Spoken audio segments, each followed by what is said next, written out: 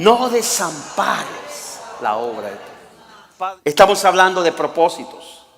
Hemos comenzado a hablar de propósitos. El domingo pasado hablamos de estar dormidos o despiertos. Y hay una reacción linda en mucha gente acerca de estar despiertos.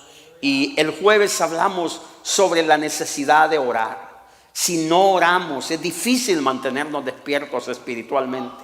Así como nos esforzamos para que nuestros niños coman, hermanos. Y los niños en cierta edad, ellos no saben lo importante que es comer. Usted tiene que obligarlos a comer, porque ellos no realizan que eso es importante. Ya adultos quisiéramos tener ese corazón de niño, ¿verdad? Decir, no quiero. Pero es una edad donde nos obligamos a darle a los niños comida, porque es bueno para ellos. Y como dice mamá, es bueno para tu salud, es bueno para tus huesos. Pues dígale a su vecino, esta palabra es buena para tu vida espiritual. La oración es buena para tu vida espiritual. La comunión es buena para tu vida espiritual. Usted debe de saber que conforme es el propósito suyo, así será el proceso en el cual es formado. Dios tiene propósitos para nuestra vida. Y muchas veces no vamos a descubrir ese propósito si no caminamos el proceso. Si no nos sometemos a Dios. Que Dios nos moldee, que Dios nos ajuste, que Dios nos arregle. ¿Sabe, hermano? Que hay 3 aspectos básicos del propósito y que me encanta leerlo en el libro de Hebreos capítulo 11 versículo 14, hablando de Abel. Dice, por la fe Abel ofreció a Dios más excelente sacrificio que Caín, por lo cual alcanzó testimonio de que era justo, dando Dios testimonio de sus ofrendas, y muerto aún hablaba por ella. Porque Abel decidió cumplir el propósito de Dios en su vida. Él caminó para honrar a Dios. Él buscó lo mejor de lo que él podía producir, y él se lo dio con un espíritu agradable delante del Señor. ¿Cuál es el resultado de cumplir con el propósito de Dios? Que aún después de muerto seguimos hablando de la vida de Abel. Es importante porque cuando tú empiezas a descubrir tu propósito y a cumplir propósito, tú sabes que físicamente tu vida va a llegar a un final, pero tu propósito va a perdurar en este mundo. La gente va a seguir hablando de lo que tú comenzaste. Fíjese qué trágico desenlace, o qué desenlace tan dispar. De Abel seguimos diciendo que fue un hombre que dio lo mejor para Dios, que su espíritu se unió, que su fuerza física lo dio todo para darle al Señor lo mejor. Pero no podemos decir lo mismo de Caín, porque Caín fracasó en su propósito. Con su forma de ofrecer lo que sobró, con su forma de no darle importancia, de darle al Señor. Ambos dejaron un legado. De Abel se habla de su fe, pero de Caín se habla de la maldición. Es decir, tus acciones, tu cumplimiento del propósito dejará una huella en este mundo. Es lindo hablar de hombres de propósito en la Biblia, y podemos encontrar muchos. Yo solo quiero mencionar unos cuantos. Jeremías capítulo 1:5. Dios le dice a Jeremías, te di por profeta a las naciones. Clarito el propósito para el profeta Jeremías. Y ustedes recuerdan que en una ocasión Jeremías se desanimó. Jeremías dijo, ya no voy a seguir con este propósito. Esto es muy duro. Estar aguantando el insulto del pueblo, estar aguantando todas estas cosas que vivía el profeta Jeremías. Mejor me voy a callar. Pero ¿qué dice el profeta Jeremías? Traté de callarlo, pero no pude, porque era como un fuego dentro de mí que me quemaba hasta mis huesos. Porque Dios había dado un propósito. Hablemos de la reina Esther. Cuando está frente a aquella gran amenaza de exterminio de sus compañeros, y ella en el palacio, y Mardoqueo llega y le dice, Oye, Esther, vea y no sea que Dios te puso para estos días. A lo mejor Dios te permitió ser reina para que intercedas por nosotros. Juan el Bautista, cuando se le habla a sus padres de Juan el Bautista, le dice: Él hará que muchos de los hijos de Israel se conviertan al Señor Dios de ellos, y a fin de preparar un pueblo para la venida del Señor. Amén. Y cuando hablamos del Señor Jesucristo, ¿qué dice Primera de Juan 3:8, la segunda parte? Dice: para esto apareció el Hijo de Dios, para deshacer las obras del enemigo. Amén. Así que muchos quizás se pueden enfocar, bueno, en el vino que Jesús convirtió. ¡Oh, qué milagro! No, pero eso eran solo promocionales. Eso solo era la campaña de publicidad. Sabe que el propósito de Jesús fue deshacer las obras del enemigo. Y no solo fue, sigue siendo hoy en día libertad al pueblo, quitar las cadenas de esclavitud, las cadenas de enfermedad. Jesús sigue cumpliendo el propósito para el cual fue enviado a esta tierra. Yo soy testigo de que Jesús sigue cumpliendo propósito. Amén. Aleluya. Si nosotros vemos un poquito nada más al Génesis para hablar de propósitos, vemos que Dios no hizo nada para que, o algo que estorbara, o bueno, no hay dónde poner esta luna, ¿dónde la tiro? No. Todo lo que Dios creó, lo creó con propósito. Génesis 1:14 dice: dijo luego Dios: hayan lumbreras en la expansión de los cielos, para separar el día de la noche, y sirvan de señales para las estaciones, para días y años. Diga conmigo: propósito. Es más, usted que está dudando, quiero darle una noticia. Dios también escribió de usted como escribió de David. Todos los detalles de su vida. Se pierde el que quiere. Porque Dios ha escrito propósitos para nuestra vida. Y fíjense, hermanos, ¿cuáles son las bendiciones de entender los propósitos?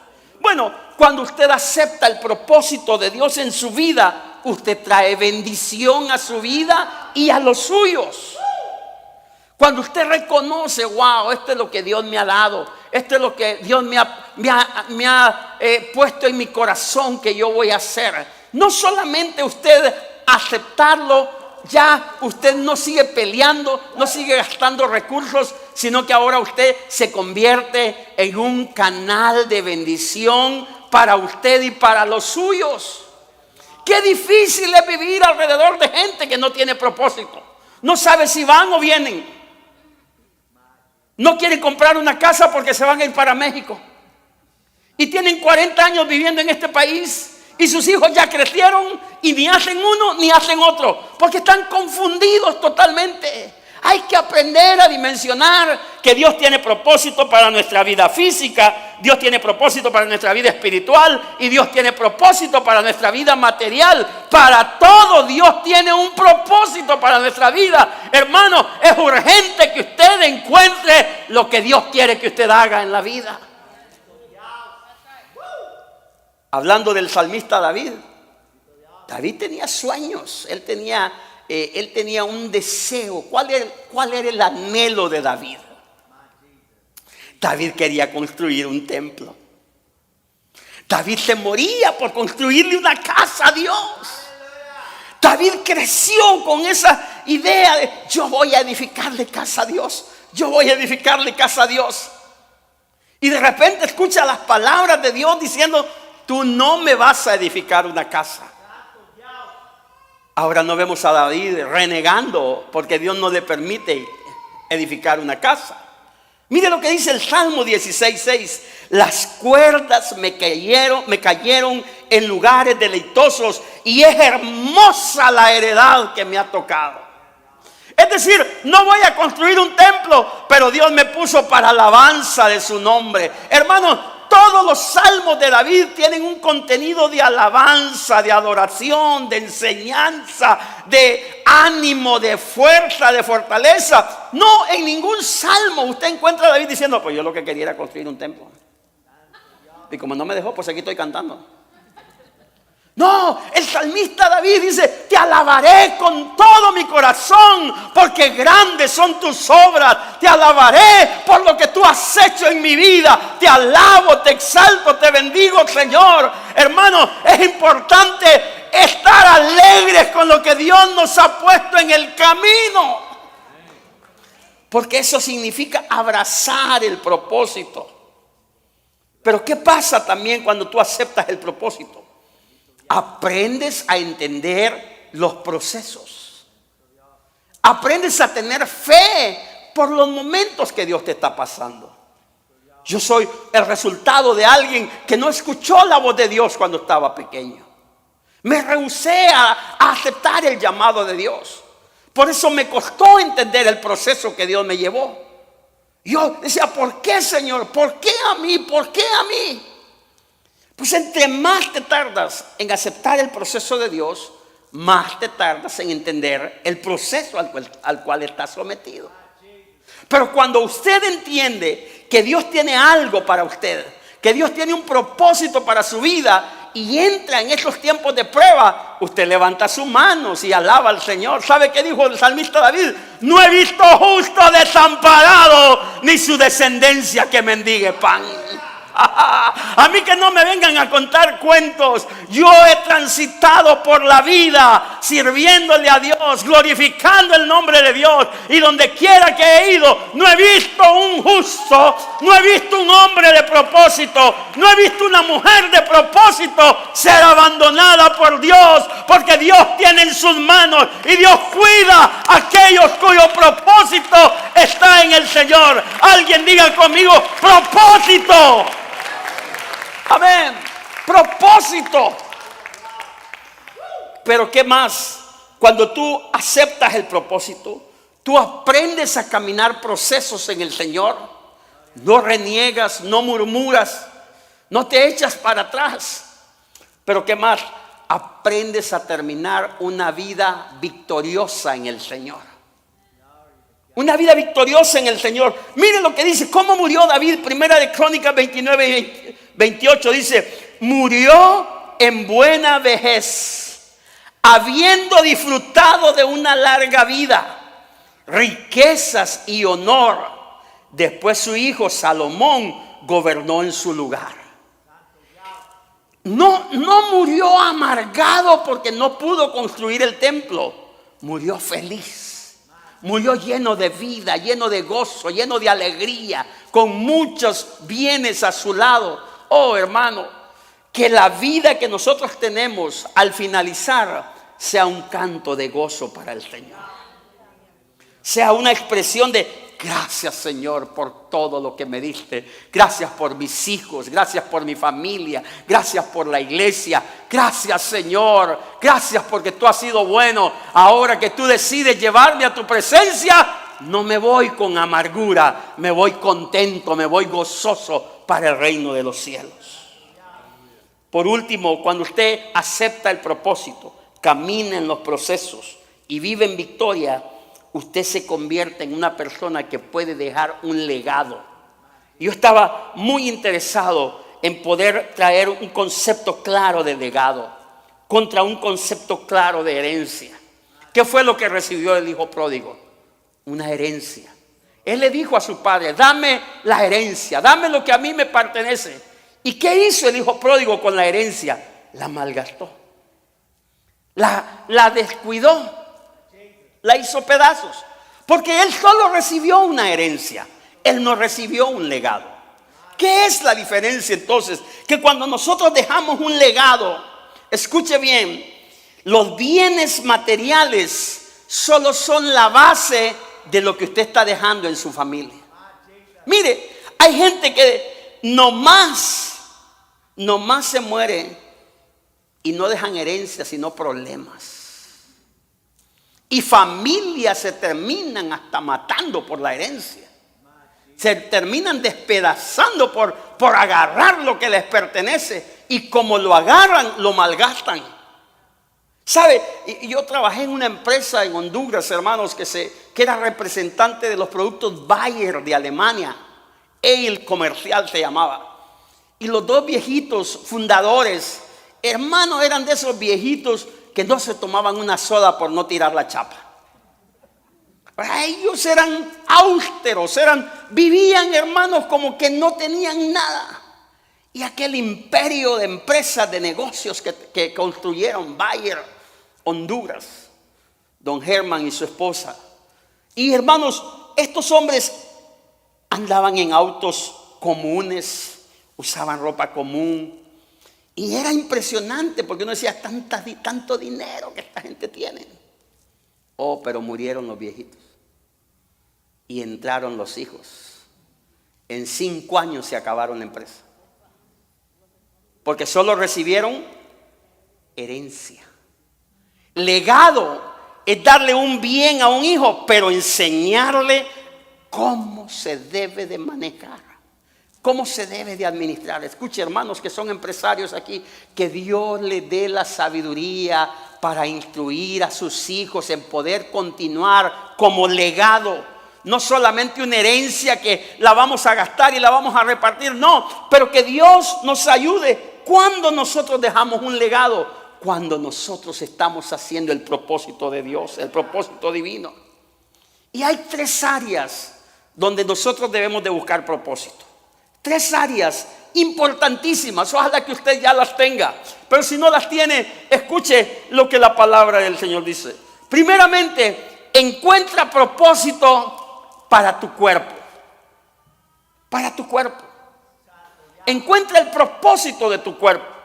El apóstol Pablo en 1 Corintios 3:16 dice: no se dan cuenta de que todos ustedes juntos, ¿qué dice, hermanos? Son el templo de Dios y que el Espíritu de Dios vive en ustedes. Dice el 17: Dios destruirá a cualquiera que destruya este templo, pues el templo de Dios es santo y ustedes son ese templo. En el capítulo 6, verso 19 dice: ¿no se dan cuenta de que su cuerpo es el templo del Espíritu Santo? Su cuerpo físico no es para andarle colgando pinturas, para andarle haciendo tatuajes, para andárselo deformando, estirándose la oreja, los dientes y la nariz. Su cuerpo tiene un propósito y es para recibir la presencia del Espíritu Santo. Es para glorificar a Dios con él. Amén. Claro, muchas cosas que nosotros hacemos antes de venir a Cristo, y por eso hay personas en la iglesia que siempre vienen con manga larga, porque ahora reconocen que todo ese montón de tatuajes que se hicieron afuera, saben que si tuvieran la oportunidad se los quisieran quitar, porque lo hicieron en la ignorancia.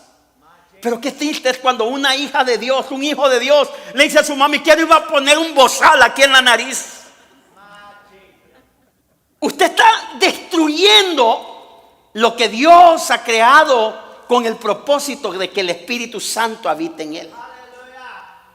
Escuche, esto no es un concepto de que si papá me deja ponerme un aro aquí en la nariz o un aro en el ombligo, no sé dónde. No, esto no es que si papá o si mamá quieren. Esto es de entender propósito. Dios ha dicho: ese cuerpo que tú tienes es mi casa de habitación, y el que se meta con mi cuerpo, yo lo voy a destruir a él.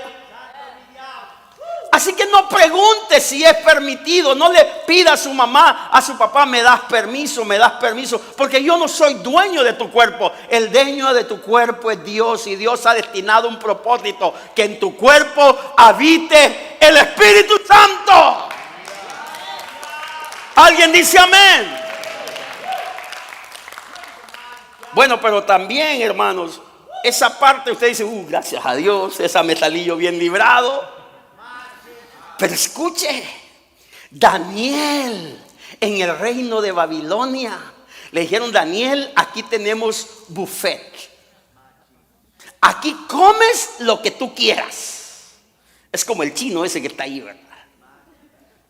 Y Daniel dijo, no, yo no puedo maltratar mi cuerpo. Y perdonen que estoy tratando de esconder porque yo he maltratado últimamente mi cuerpo. Pero escuche, lo que comemos físicamente, hermanos, a veces nos pegamos unas atracadas. Y en la tarde estamos, Señor, ayúdame, Señor, ayúdame. ¿Qué? Dios dice, tú estás destruyendo tu cuerpo, yo te voy a destruir a ti. Amén. Así que debemos de ser cuidadosos aún con nuestro cuerpo. En lo que comemos, Daniel dijo, no, nosotros no vamos a contaminarnos, no vamos a comer esa comida del rey, vamos a cuidar el cuerpo que tenemos. Hermanos, qué lindo es que Dios nos permita. Oiga, yo estoy sorprendido con esta hermana, 81 años y qué derechito vino aquí. A mí se me tuerce la columna bajándome de aquí.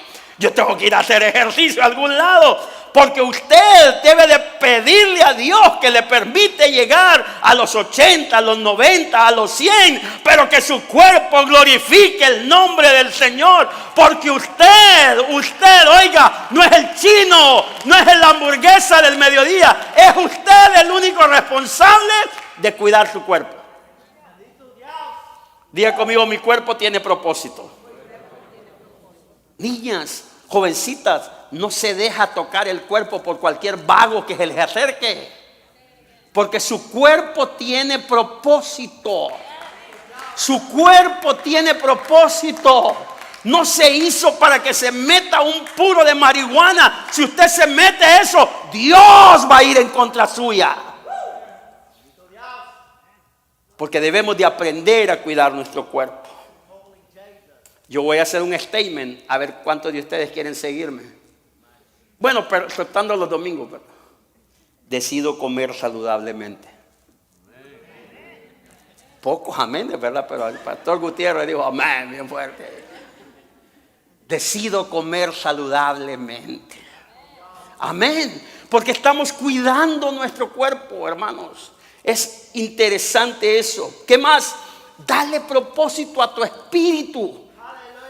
Escuche, si usted ya decidió que su cuerpo es templo y morada del Espíritu Santo, entonces ahora dele propósito a su espíritu. ¿Y cómo le doy propósito a mi espíritu? ¿Qué dice Hechos 1:8? Pero recibiréis poder cuando haya venido sobre vosotros el Espíritu Santo. El recibir el Espíritu Santo es abrirle la puerta a los dones. El abrirle la puerta a los dones es enriquecer nuestro espíritu. Que la gente pueda ver en usted el rostro de mi Rey. Que la gente pueda ver en usted el espíritu de gozo, el espíritu de alegría, el discernimiento de espíritu, el don de ciencia, el don de sanidad, el don de profecía. Y cuando la gente pregunta, oye, ¿y dónde has aprendido eso? Es porque mi espíritu está lleno del Espíritu de Dios. Yo decido darle propósito a mi espíritu. Y tercer lugar, la parte material, la parte de las añadiduras. Dele propósito a sus riquezas. Escuche, póngame atención unos minutos más. Dele propósito a sus riquezas. ¿Sabe que la Biblia dice que el que solo piensa en añadir riquezas es considerado necio? Pero cuando usted dice, voy a darle propósito a mi riqueza. Quiero mencionarles aquí a unas personas. Hay un tremendo hombre llamado William Colgate. William Colgate nació en el Reino Unido.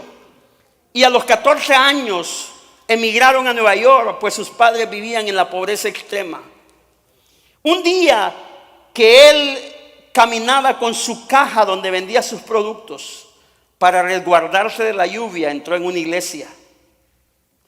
Precisamente cuando el pastor estaba predicando sobre la petición o el voto de Jacob, si me guardas en mi regreso, el diezmo apartaré para ti. Y William Colgate salió de ese templo y se arrodilló junto a su caja de productos y dijo, Señor, el resto de mi vida te voy a dar el 10% a ti. No hay nada mejor que direccionar su riqueza para que cumpla un propósito. ¿Sabe qué es interesante? Porque Dios le habló a este hombre y le dio el secreto para empezar a producir jabones. Y en el año 1806 descubrió la fórmula de la pasta dental. Cada año de su vida, William Colgate comenzó a dejar menos para él y a darle más para Dios. Pero no solamente eso, él se dedicó a fundar sociedades bíblicas en el mundo entero, las organizaciones que distribuyen la Biblia gratuitamente. ¿Qué estaba dejando él? Legado. ¿Qué le estaba dejando a sus riquezas? Propósito. La revista Forbes, que es una revista que se especializa en la vida de los millonarios, sacó un artículo que dice: ¿quién es el multimillonario tras los anuncios de Jesús en el Super Bowl? La campaña publicitaria se llama He Get Us. Y revista Forbes preguntaba: ¿quién es el millonario que gasta, hermanos, cada minuto de comerciales en el Super Bowl cuesta millones y millones de dólares? David Green, fundador de Hobby Lobby. David insiste en que Dios, yo no sé si usted está listo para esto. Dios es el verdadero dueño de sus 4.500 millones de dólares que vale su negocio. Y decir: en mis negocios no se va a asegurar contra el aborto como lo exigía la ley de Obamacare. Prefiero cerrar mis tiendas, pero jamás voy a hacer algo que contradiga lo que yo creo que es la vida que Dios nos ha dejado. Escuche esto. Y usted se vende por 50 pesos.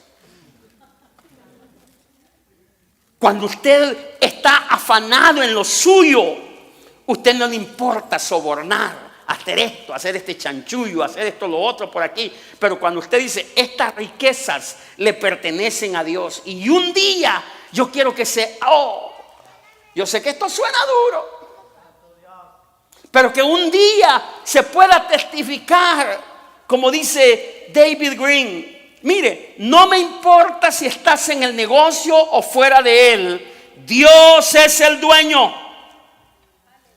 ¿Cómo lo separo? ¿Es de Dios en la iglesia y mío aquí?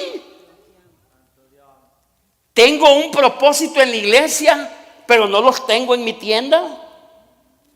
No puedes tener un sistema de creencias el domingo y no vivirlo los restantes 6 días de la semana. Eso es darle propósito a tus riquezas. Darle propósito, mis amados hermanos. Dios no está peleado con la prosperidad. Dios no presenta un evangelio de pobreza. Hay que vivir agradecido con Dios, sea cual sea la circunstancia. Hay que ser agradecido de Dios cuando no hay, pero hay que ser agradecido con Dios cuando hay. Y si Él te permite prosperar, que yo oro porque esta iglesia sea prosperada, pero que su corazón se mantenga siempre diciendo: Señor, lo que tú me has dado va a engrandecer tu nombre, va a engrandecer tu reino. Esa es la forma de darle propósito. Y quizás tú dices: pastor, pero yo no tengo bienes. Pero tienes ingresos, tienes dinero. Enséñale a tus hijos a ofrendar. Enséñale a tus hijos a ser generoso con el necesitado. Agarra a tu hijo, sácate $5 y dile: hijo, vamos a dar esto para la obra misionera. Vamos a dar esto para el Señor. Enséñale, haz un legado que tus hijos puedan ver que el dinero no solo compra bienes en el supermercado, pero que el dinero también abre los cielos y extiende el reino de Dios. Aleluya. Vamos a terminar. David, el dulce cantor de Israel, del cual hemos leído, y el versículo 16, que es el más importante o el central para este mensaje, dice: mi embrión vieron tus ojos, y en tu libro estaba escrito todas aquellas cosas que fueron luego formadas, sin faltar una de ellas. Mire el legado del rey David. Primera de Crónicas 29 Si usted lo lee en su casa despacio, se le llama el legado del rey David. Él escribe ahí para las futuras generaciones. Después dijo el rey David a toda la asamblea: solamente a Salomón mi hijo ha elegido Dios. Él es joven y tierno de edad, y la obra grande, porque la casa no es para hombres, sino para Jehová Dios. ¿Qué estaba trayendo David? La construcción del templo. Lo tenía en su corazón. No lo había desechado. ¿Y qué dice en el versículo 2? Lo puede leer conmigo. Yo con todas mis fuerzas he preparado para la casa de mi Dios oro para las cosas de oro, plata para las cosas de plata, bronce para las de bronce y hierro para las de hierro. Diga conmigo: he preparado. He preparado. A lo largo de su reinado le caían 100 kilos de plata y decía: estos 5 los voy a guardar porque es para el templo.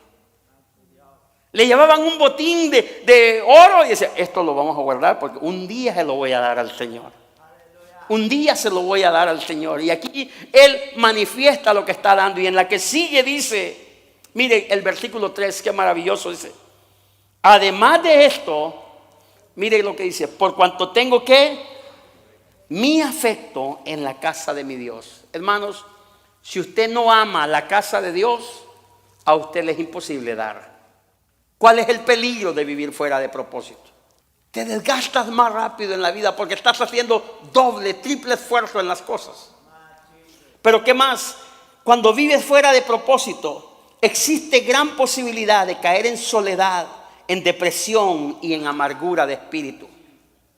Porque como no es lo que tú querías, como no es lo que tú soñabas, como no es lo que tú anhelabas, en vez de dejar ir eso, en vez de darle espacio a lo que Dios quiere, eso, hermanos, yo quiero decirte en esta tarde que la mayor causa de la depresión es la amargura del espíritu y la soledad en la que muchos viven.